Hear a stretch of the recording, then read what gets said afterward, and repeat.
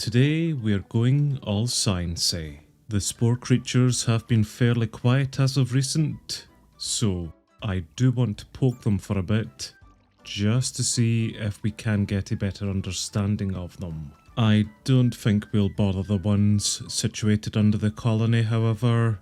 I think we'll just let them brood away under there. So for this idea, I think we'll maybe create a test area for them, somewhere a bit further away from the colony. For the test area itself, we will need some suitable blocks for use so that they don't destroy them, which is where these laboratory blocks then come into play, which will require some compound plates, which will require some compounds, and they will require some amethyst dust, which will require some amethyst shards. So we'll get some shards to begin with and make up a few of those laboratory blocks. That is also the very first house for the colony now created. And in fact, I think that is now all of the buildings around here, bar the house, now up to level 2. And a hometown goal, which is basically an achievement for spawning in one of these. Let's set these buildings up then for a level 3 upgrade. So Malachi, you upgrade the house first, then your own builder's hut to level 3. As for us and the amethyst shards, however, I've already collected a few of them just to speed this process up, so let's get some shards out. I nearly vein mined the jungle planks underneath us.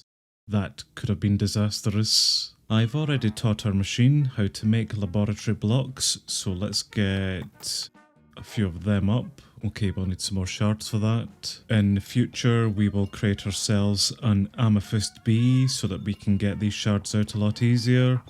But that's a while away. And that sounds like our machine's kicking into action, just smelting down all of those compounds then into compound plates. So we should be getting out these blocks at a fairly decent rate. I've also taught the machine how to make some reinforced doors, which will make a few of them up here as well. And at least to begin with, that's a few blocks that we have.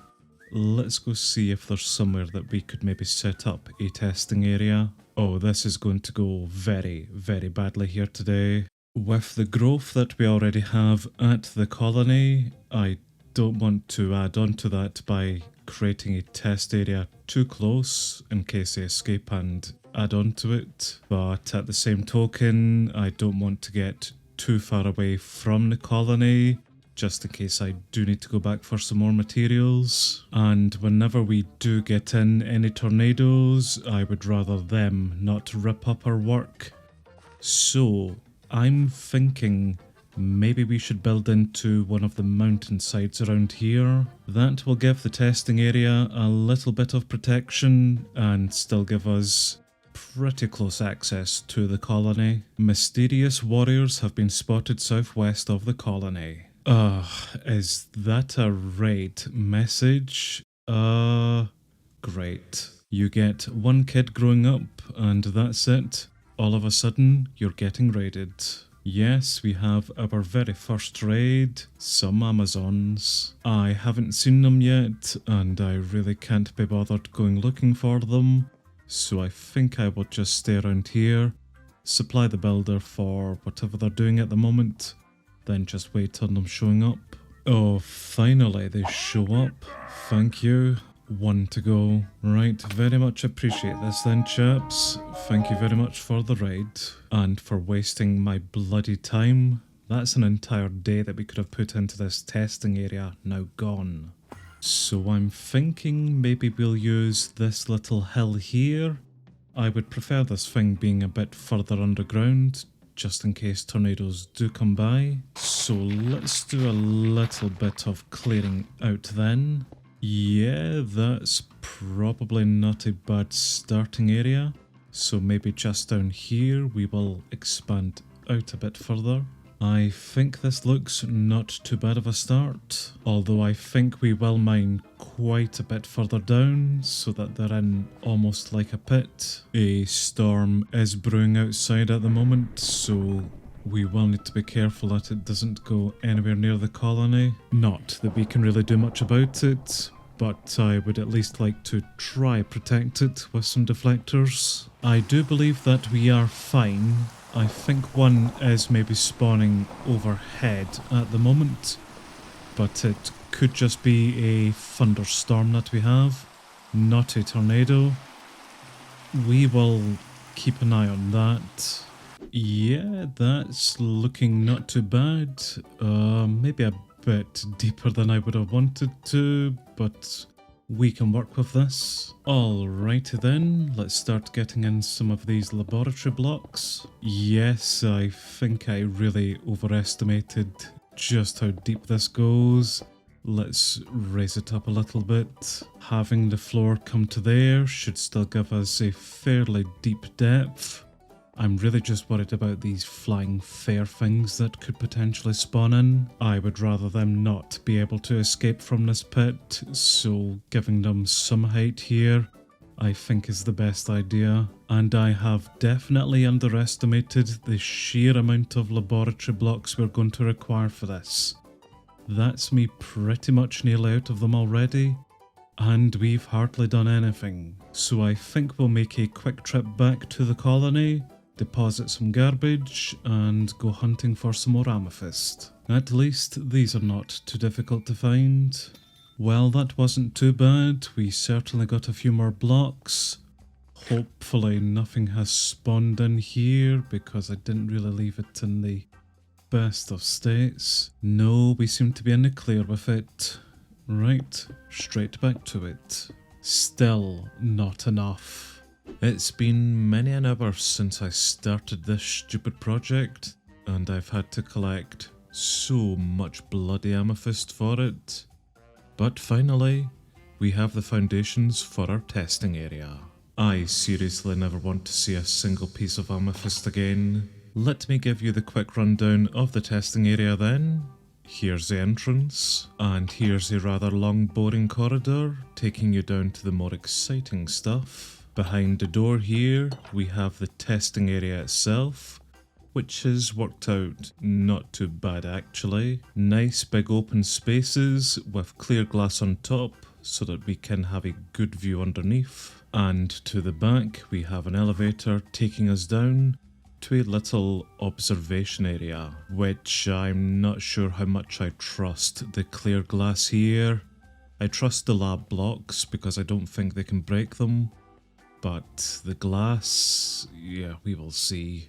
So before we trap ourselves a test subject, what I think we will do is just quickly head back to the colony. And whilst we're here, let's maybe quickly make up a name tag, just in case the test subject tries to despawn or anything like that. So we have Brian and a broken anvil. We have been fortunate to mine down into a cave system underneath, so what I think we will do is head further down, see if we can get any spore creature out and lead them back up. And I definitely think we are on the right track then to find some of those creatures. And I believe we have a willing participant right from the start. Okay, you, follow me. As long as you just keep coming, you will be our very first test subject. And in you come, so welcome in, Brian. And I am very quickly just going to plug this off so that you do not escape.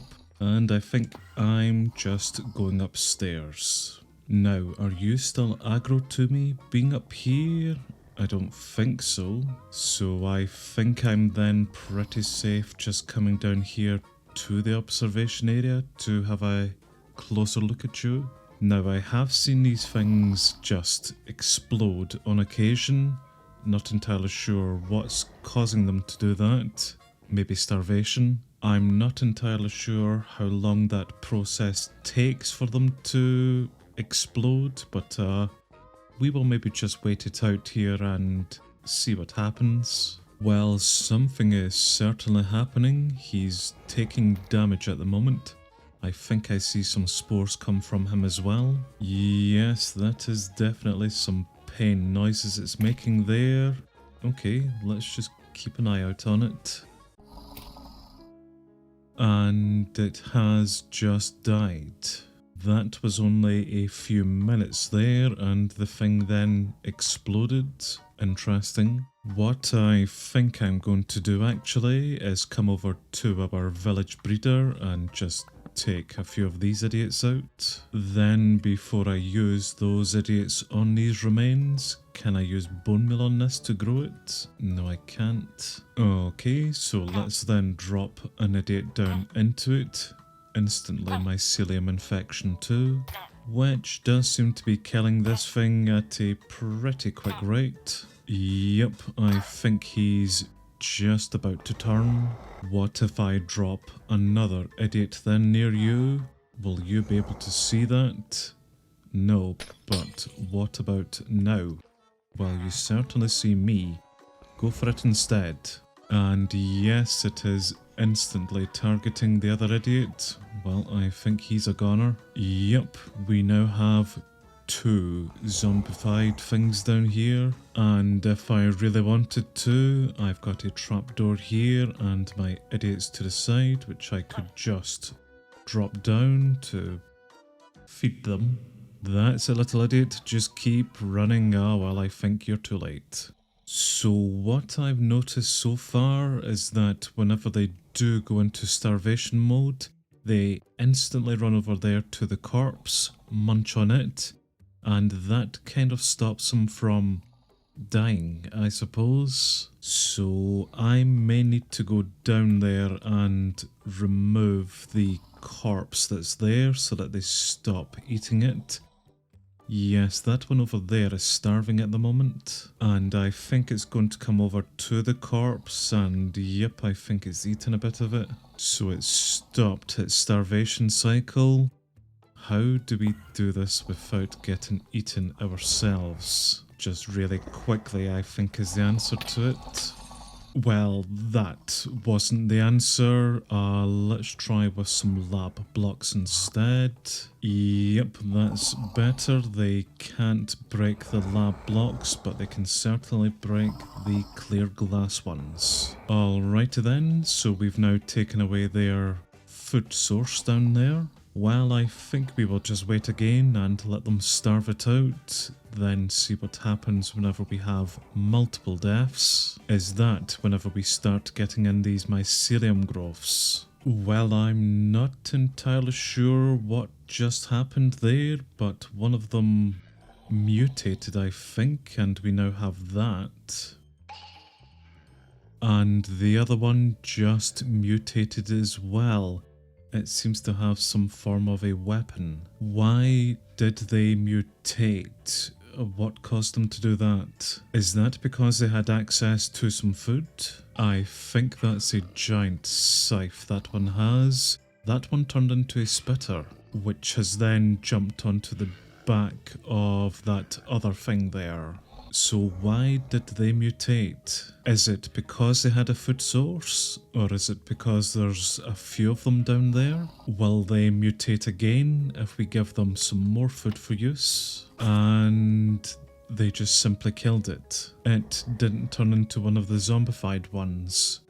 And I have no idea why. Maybe these guys here can't pass on the infection like that. They just simply kill? Right, I tell you what, let's take out another 2 idiots, and can I drop them straight down then onto that mycelium growth? Yes, I can, and the other mutated ones have come over to them. Whenever they turn, I don't think they'll be able to escape those blocks, however. Yes, they are just simply stuck down there at the moment, although I think I will just leave them down in there. Let them feast away whenever they become hungry, and we'll see what becomes of them. So far, I've only seen the spitter zombie on top. I think I have seen the guy with the scythe hand before, but the big one that the spitter is sat on at the moment, I don't think I've seen it before. And as much as I would like to go down into there just to see what they're called, I think that would be a bad idea. That munching noise there wasn't me, by the way. That was one of them within that lab block feasting on the corpse. The two trapped spore creatures have just both mutated as well there.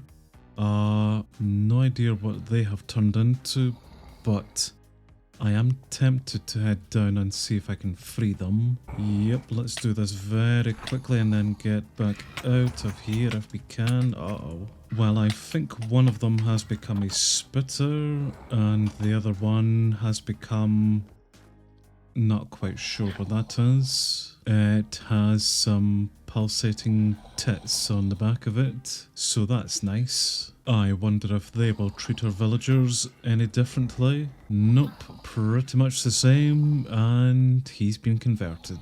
But I think he was converted because he had the mycelium infection, not because they attacked him. I think if they were to have attacked him, it would be dead, so the only way for this to spread is via the infection. Which gives me an idea actually. So we know for a fact that they can convert these idiots, but what about normal mobs as well? What I think we're going to do is make up a few of these capture urns, then go see if we could capture any normal mob, like a skeleton, zombie, maybe a creeper, and just see what they then do to those type of mobs. Will they convert them? I think I will maybe wait on it becoming night so that they come out here and we can capture them. Saves me having to go back down into the bloody cave systems.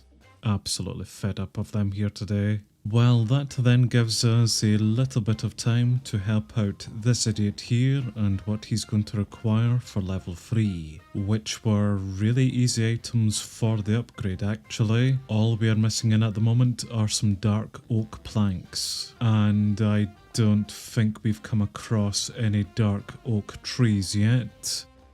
Right, we'll need to go out looking for some of them. That is now night. Let's go capture some mobs. And that's a few mobs then. So let's drop them down there. Okay, that could have gone bad. So skeleton doesn't give us anything. I think this may be yet another skeleton. Could you please fall down there before I just murder you? Much better. And same outcome. I think a spider may be too big to fall down there. Yes, and I don't know if I want to go down there to just drop you off. Right, that's a fail. This one I am very worried about, but let's try get a creeper out. Let him go down. Oh, they're not bothering with it. Well, that could be problematic. So the last creatures we have then are some zombies, and they are stupid enough to fall down, so they attack them, but they don't convert. Well, so far the mobs haven't really done anything too different. The villagers on the other hand, they are certainly the way to go with this. So I think we are then just playing another waiting game. Just seeing if these things mutate any further, or if they all just starve to death. Still not entirely sure then as to what causes the overall spread. What causes all of the mushrooms and those flowers to start blooming? One of these things are not like the others. Well, I think I'm just going to leave these spore experiments for the moment, just until this thing passes overhead, and what I think we're going to do is just quickly head out, see if we can grab any dark oak, and we'll finish off that level 3 upgrade. And we have found our dark oak forests. Damn, these are chunky trees, but plenty of saplings here for us to start growing some back at the colony. And in fact, let's start getting them growing within a botany pot here as well. So that is now everything that he's going to require for level 3. And whilst he gets on with that, we're going to head back to our spore experiments. Hopefully that has been enough time for... something to happen. Yes, indeed, something has happened then. Okay, what causes all of these things to start growing? And are we missing a creature? We've got the spitter, the arms thing, the stuff I'm not sure what they are. Where's the thing with tits? In fact, what are they? Well, whatever they are releasing some spores, and that is what is causing the infection, the spread. So, did that thing then die? Did it explode, starve, and drop them off? They certainly keep releasing their spores, and more things start growing because of it. Oh, that is kind of neat actually. What happens then if we drop an idiot down onto them? They will of course get infected by mycelia, and yes, converted, but nothing more special than that. Maybe these creatures just simply need to be infected with the mycelia growth, and then once they're killed they will instantly transform. This is all so super neat. I really shouldn't get so excited about this. I've possibly doomed our world even further by helping them here, but this is really f***ing neat. But how do we spawn in one of those flying fair creatures? What causes them to mutate? Maybe just a lot more idiots then? Let's feed them. And that was the sound of glass breaking somewhere. Have they broken our observational area? Yes, I may have pushed that a bit too far there. What glass broke? Can I quickly repair it? I believe it was glass on the outside, of which I just can't do anything about that at the moment. Well, it's fine. We have more test subjects in here now. Maybe one of them will just simply turn into the fairs. The spores those things release do only seem to affect a set amount of an area. I would say about 4 blocks in each direction, seeing as they are directly in the middle at the moment. And another thing with whatever they are on their back has just mutated. Well, the spread, for whatever reason, just expanded out a bit further there. Speaking of expansion, there's level 3 builders. So yes, I now see growth a lot higher up than just the 4 blocks that we had. What has changed? Is it just me, or have they grown a bit? Yes, I think they may have grown a bit there. They just released some more spores, and there's the blooms now coming in. So the bigger they get, the more of a spread of infection they can make. Damn, that's neat. Well, I think all of the infected villagers have now mutated into something else.